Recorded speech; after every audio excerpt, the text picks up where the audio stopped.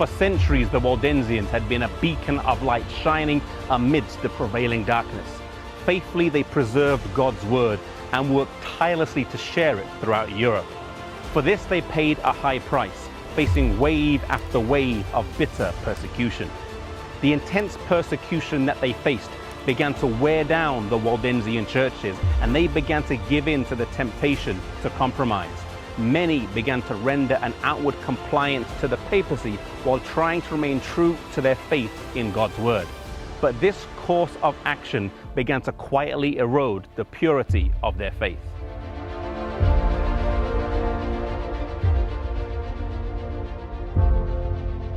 Around this time of crisis, the Waldensians got word of the Reformation that was beginning to take root throughout Europe.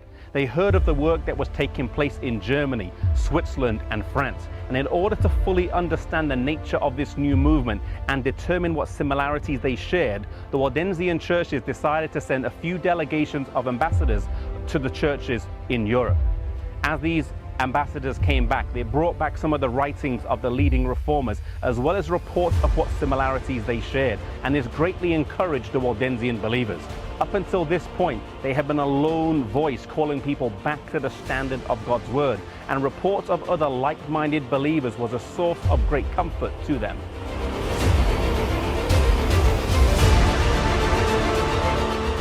The leaders of the Waldensian churches then decided to convene a synod with representatives from the Protestant churches so they could meet with the leaders of the Waldensian churches to discuss their beliefs and further determine the relationship that the Waldensians would have with the Reformation as a whole.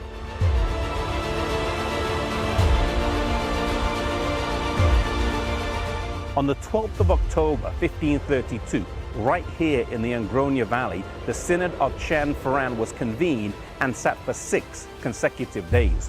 One of the most significant decisions that was made was the resolution to translate and print the entire Bible into the French language, and the Waldensian churches raised the funds for this endeavor.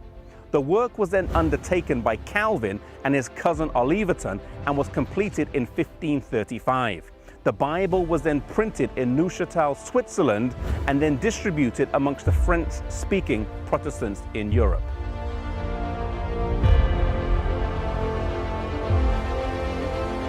Some of the commonalities shared between the two churches was a rejection of decidedly papal institutions such as the Mass, confession, the celebration of feasts, the worship of saints, the celebration of Lent, the observance of the lenticular fast, and prayers for the dead. Other doctrines that they also rejected was purgatory, penance, and celibacy. However, it was not all good. In their joy at finding fellowship, the Waldensian churches were quick to embrace some of the shortcomings of the Reformation as well. Whilst the Reformation of the 16th century was a decided step in the right direction, it did not bring about a complete restoration of biblical truth. In some areas of belief and doctrine, the Waldensians made compromises that represented a step backwards as they found fellowship with the Reformation. Two things that stand out from the Synod of Encontram. Firstly, we see the importance of Christian fellowship, and we see the importance of the accountability and encouragement that comes with Christian fellowship.